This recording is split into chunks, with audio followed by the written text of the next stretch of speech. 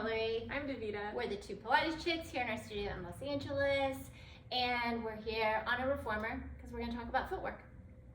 Yes, we've been seeing a lot of videos about Pilates footwork and how it's really about the feet, and we're here to say it's actually full body. It's is full not body. specifically about your feet. It's not. And we're going to have Davida demo because we've seen a lot of your feet have to be like this, they have to stay, the ankles have to stay, this has but it's really about the fact that you are putting someone's body between a foot bar, two shoulder rests, and this spring that's trying to do that. So it's about the full body and that length against that opposition of the spring, the foot bar, the shoulder rests. So it's full body.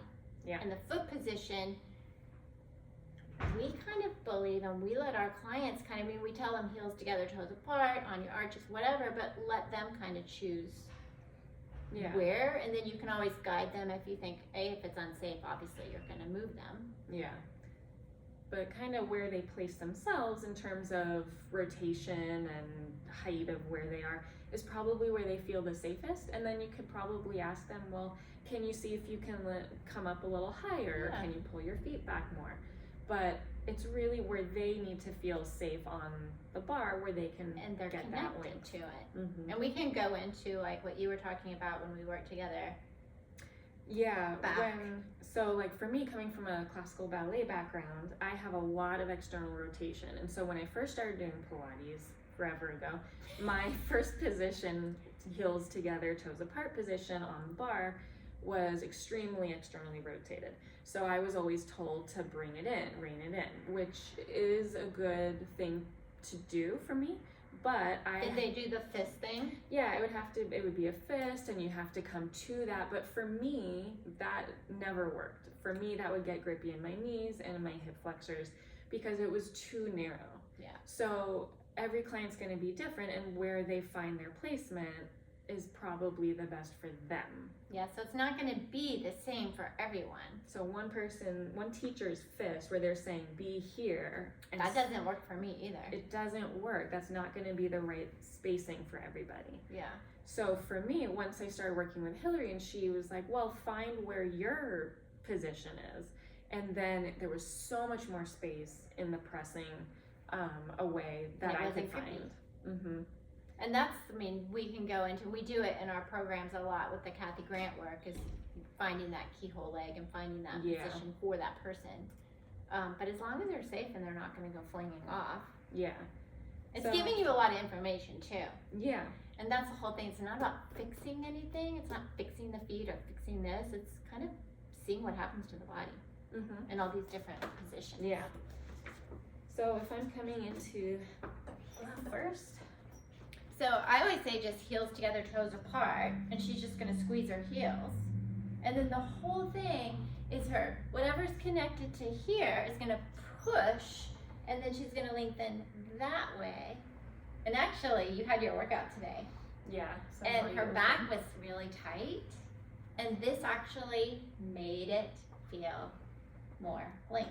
It gave me a lot more space because I'm really focusing on the press in both directions. Yeah, and then you have the feedback of the mat as you press out and create that link to see am I losing connection here? Am I keeping connection here? Because again, it's not about neutral spine, it's not staying rigid. Yeah. Because that dynamic stability as you move in and out is changing. Yeah, my pelvis has to change where I am depending on where I am in the movement. Not going to stay rigid.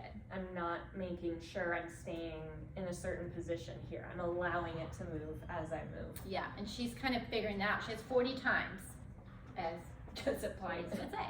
So And then you have 10 here, and then the arches.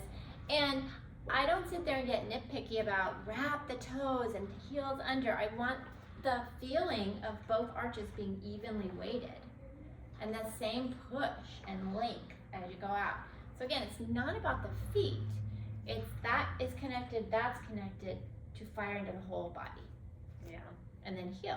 And again, if she came up and was like actually on her arch, I might say, oh, that's great. Could go a little higher on your heel, Yeah, and then they might move it. But you, like Davida said, you want them to feel safe. Yeah, be as high as you can without feeling like you're gonna fly off of it. Right. And I always, for footwork, am right here because I'm not like right here, but I'm watching them because I can see the full body. But if you're over here, you're just seeing one side. So you don't get to see the whole body out and in. Yeah. And then, ooh, let's do the tendon stretch. Yeah. So the way we kind of teach this, it's like the next thing that comes after this is the 100. So it's kind of your 100. So she's gonna press out. She's gonna squeeze her heels so tightly together and only lower where she can keep that squeeze. And then she's gonna push it away. So she's getting the feeling of what's gonna happen with the reach of her legs for the 100. And that whole backline connection. And so much more. Whole body. Whole full body.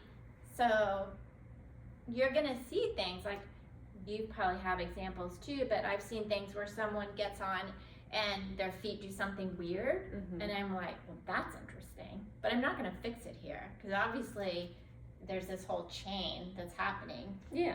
And that's gonna be something over time that will show itself.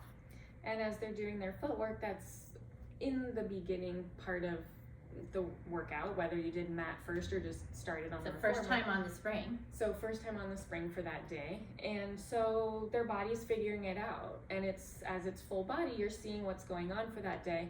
And we're just kind of letting them figure it for a few moments and for your 40 presses. And it might give you feedback for what you're gonna work on for the rest of the session. Maybe, especially if they do something funky. Yeah. Weird, or they feel Never something know. different. They notice something and say it to you, and then you're like, oh, well. Oh, there you go. Yeah. So footwork is full body. Yeah. It's just hot footwork because the feet are working. They are. But thanks